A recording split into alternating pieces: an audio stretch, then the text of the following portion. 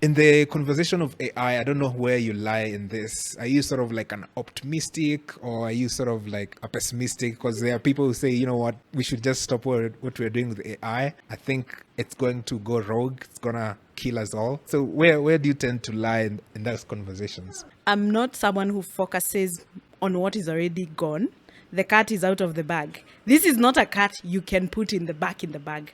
And that is why I sometimes get very frustrated by governments and unions that have not created measures for their people on the use of AI and protected their people from these AI companies. Because AI is the biggest form of big data that we've ever seen, right? So you're finding governments like Denmark, which have protected their people because they've told these AI companies, first of all, for the Danish people, you must have servers in Denmark. And that cannot be accessed by people outside Denmark. You cannot be producing images of Danish people. No, you cannot. It's not allowed. You see, it protects identity theft, fraud, things like that. But you see, that's a government that came in and set measures. It's almost the same thing, but it can be arguable what US are doing with TikTok. Yeah. There's that bit of protection, then there's that bit of control. But you can see where that is going. I think it's imperative that governments and unions come together and create this. The European Union created an AI framework years ago based on threat levels. So it has like level A, level B, level C. I think they even have now to the level where the movie happens where the robots are trying to take control. But if you sit and ask the African Union, hakuna. Most African countries, zero. They have nothing. We're busy chasing, TikTok have an office, Nini. Meanwhile, the actual threat is in artificial intelligence and what it can do with the African data. Because we tend to give out data for free. Meanwhile, we have data that is so important to us that we should keep to ourselves as African people.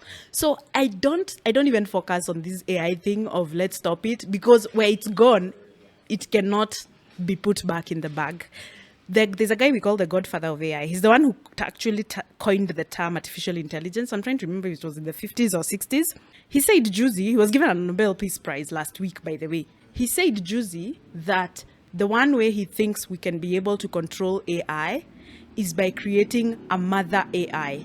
A maternal AI tool is the one that will be able to tame the rest of AI. And I was like, that's interesting thinking. And if you think about it logically, even as humans, people fear moms. You know what I mean? But he did say that if we're creating a big maternal AI, we'll be able to control what AI can do. And it was based on research. And I mean, he's a professor in artificial intelligence, like from top universities in the world. And I was like, oh my gosh, that actually makes sense. It's also why you're finding now guys like Microsoft are coming, they're setting up space somewhere. I think it's in Naivasha, an AI center. Yes, an AI center, because they want to create an AI that is based on African values, because now that makes it a bit more maternal. Because if you think about it, African values are very stringent on behavior. Like there are things they don't allow. You see, like the way, like for example, things like when you think about the atrocities of life, from things like there are things that we say are un-African. Things like child abuse. These people who make all these sorts of sexist jokes, nini, such things would be controlled if we as Africans created a tool that is like us. Because we're not very, westernized in that way. See, we are a bit strict. So even the AI tool would mimic that. And I think that's his thought process when he says building a maternal AI would be able to tame what people are foreseeing happening. Yeah, I think there was a time I was reading, there were guys in Nakuru who are sort of trying to make like a Kenyan-made AI tool. I can't remember its name. There's many. That's the funny thing. What was it supposed to do? It was a ChatGPT for Kenyan context. So it would speak, I think it was called Simba AI or something like that. So it's could speak in Swahili. Oh, yeah. Language. There's even Sauti. I think there's Sauti AI. I think there's almost, if not more, 100 AI tools made in Kenya for Kenya. Agriculture, fintech, marketing, we're building a few of them, and so on and so forth. It's just in fashion. Like there's one tool that had been made to be able to like pick fabrics. It was for design. And this was before Google had launched theirs. You know, Google has this fashion AI tool.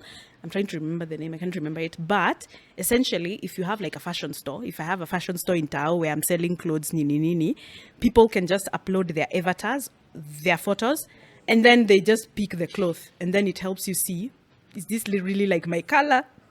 Is this really working for me? Because it even picks your body type, and then it can even give recommendations. There's Kenyans in fashion who had actually created such a tool before Google Gemini launched theirs. So we have so many tools, and guys don't know this. There's even one, there's an AI tool. It's called Sophie or Sophia. It was created by a girl. It's literally a sex ed tool for teens. And because of Kenyan communication and data, you can access it via USSD. Tools that are made for Africa that are accessible with USSD are the ones that will hit.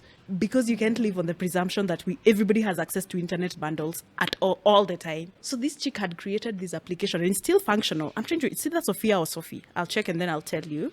And kids who are like just getting to know about sex and they're embarrassed, afraid to ask the parents, they just go and it educates you. And it's very nice. It's in an African way. So it's not like telling you, the Western things that you would think.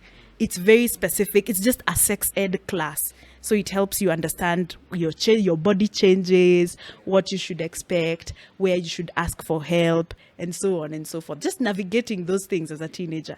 And I think it's brilliant, the things that Africans come up with. I don't know if it's us who are not looking for such information. It's a comms issue. I think anybody who has an AI tool needs to talk to me. Honestly, just come tell me I have an AI tool. Aki, I won't even charge you that much. I promise.